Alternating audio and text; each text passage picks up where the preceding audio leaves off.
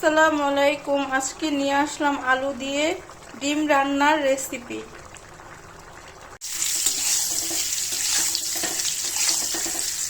পেঁয়াজ দিয়ে দিব,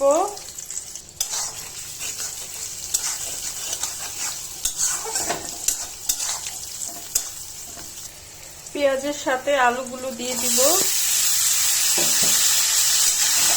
আলুটা ভালোভাবে ভেজে নেব।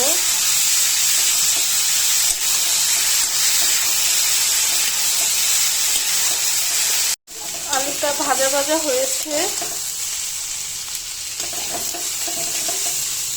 এখন মশলা দিয়ে দিব। এখন আলুটা মশলার সাথে ভালোভাবে কষিয়ে নেব।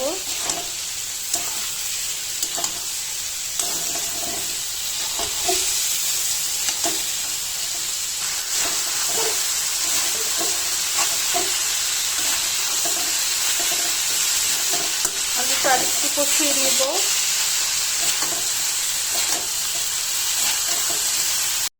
আলুটা কষানো হয়ে গেছে,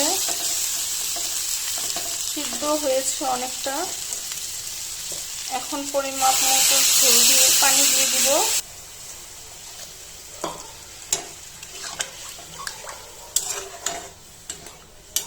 এখন এক এক করে ডিমগুলো দিয়ে দিব।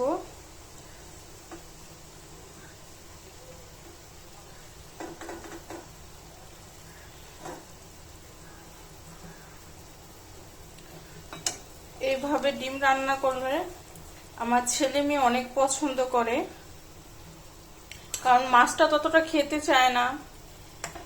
ডিম, মাংস এগুলোই বেশি পছন্দ করে, তারপরও মাছ খেতে হয়।